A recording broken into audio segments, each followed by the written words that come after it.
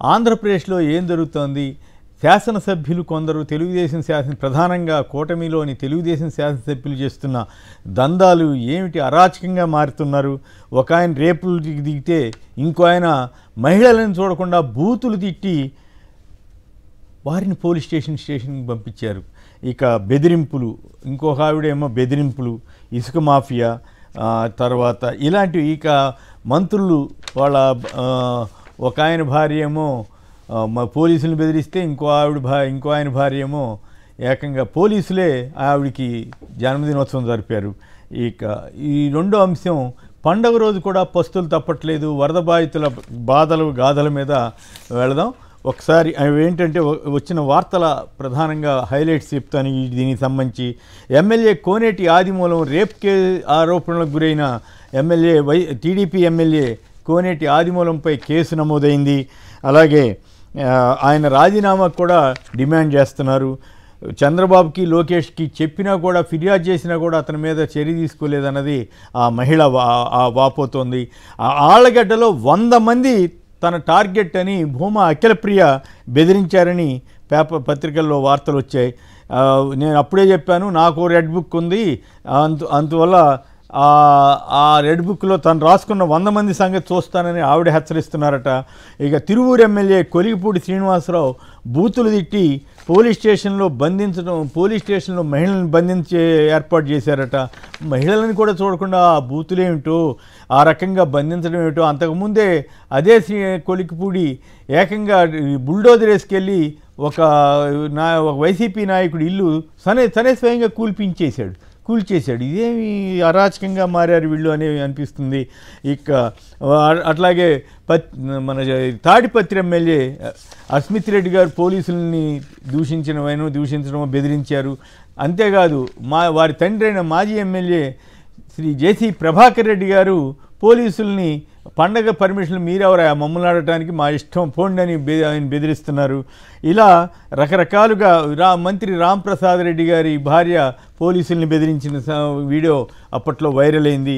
అదే కాకుండా తాజాగా పవన్ కళ్యాణ్ గారు 3 రోజులు పనిచేసి ఆయన 3 రోజులు పవన్ కళ్యాణ్ క్యాంపు కార్యాలయానికి 82 లక్షలు అంటండి. ఆయన ఏం చెప్పారంటే, అసలు ఫర్నిచర్ కూడా నా ఖర్చుతోటి తెచ్చుకున్నానన్న ఆయన ఇప్పుడు 82 లక్షలు తెచ్చుకున్నారంట. సో ఈ రకంగా ఎమ్మెల్యేలు మంత్రులు వ్యవహరిస్తున్న తీరు తీవ్ర విమర్శలు పాలవుతోంది. ఇక వరదలకు సంబంధించి పండగ నాడు కూడా పస్తులుండే పరిస్థితి విజయవాడలో ఉంటే తెలుగుదేశం మీడియా చాలా జాగ్రత్తగా పూర్తిగా పాజిటివ్ వార్తలతోటి కప్పిపుచ్చాలని, వాస్తవ సమస్యల్ని కనుమరుగు చేయాలని తీవ్రంగా తంటాలు పడుతోంది. ఈ రకంగా ముంపులోనే బాధితులు జీవన్మరణ పోరాటం చేస్తున్నారు. ఇప్పటికి కూడా ఆహారం కోసం ఈదుకుంటూ బాధితులు వస్తున్న దృశ్యాలు గుండెని తలపిస్తున్నాయి. అలాగే అయితే రేషన్ కోసం జనం ఇక్కడి నుంచి రేషన్ షాపుకి వెళ్ళాలని ముఖ్యమంత్రి గారు అన్నట్లుగా వార్తలు వచ్చాయి.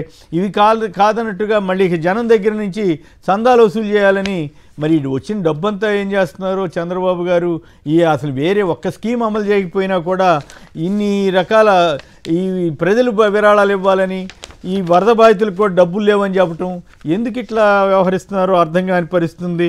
వరద ముంపులో చిక్కున్న ఆటో వాళ్ళలు ఒక్క సింగనగర్ ఏరియాలోనే 8,000 సుమారు 6,000 ఆటోలన్నీ కూడా మునిగిపోయినాయి. వాళ్ళ పరిస్థితి అగమ్యగోచరంగా ఉంది.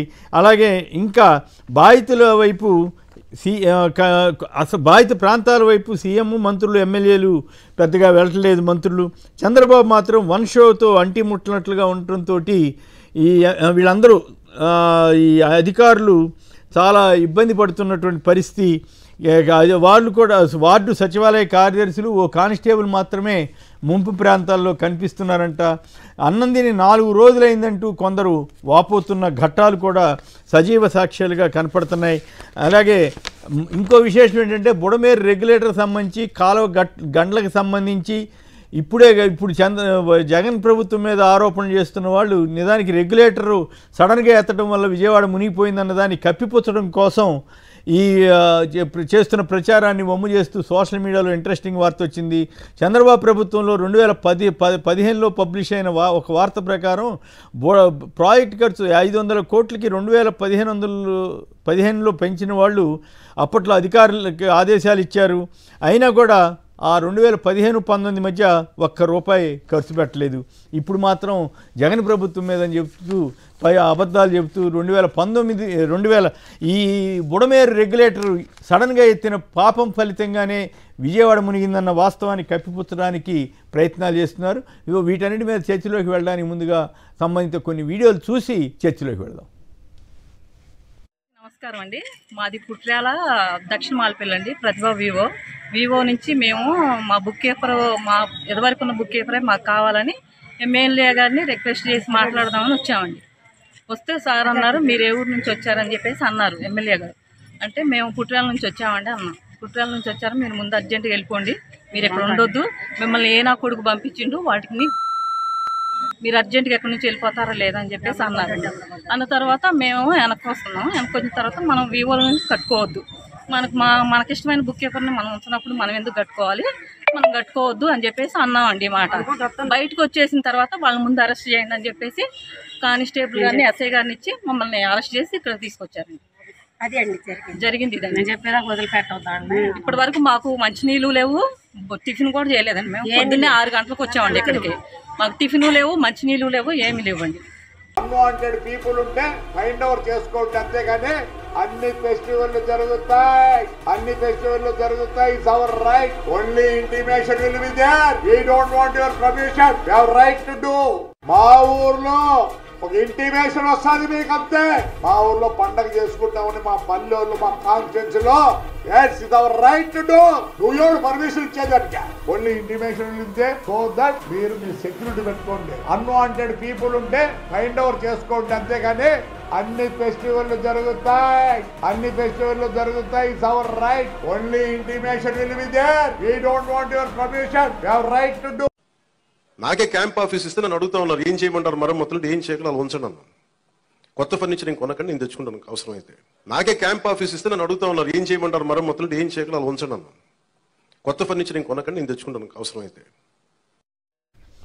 సో ఘనమైన ఉప ముఖ్యమంత్రి గారు పవన్ కళ్యాణ్ గారు ఆ రోజు చెప్పిన విషయం అది. ఇప్పుడేమో మొత్తం అన్ని ఖర్చులకి కలిపి 3 రోజులు ఎక్కువ రోజులు కూడా లేడంటే ఆ క్యాంప్ ఆఫీస్లో, దానికి ఇన్ని లక్షలు ఖర్చు పెట్టాలని ఆయన జీవో తెచ్చుకున్నాడు. ఆయన ఇష్టం, ఇప్పుడు ఆయన పెత్తనం చేస్తున్నారు.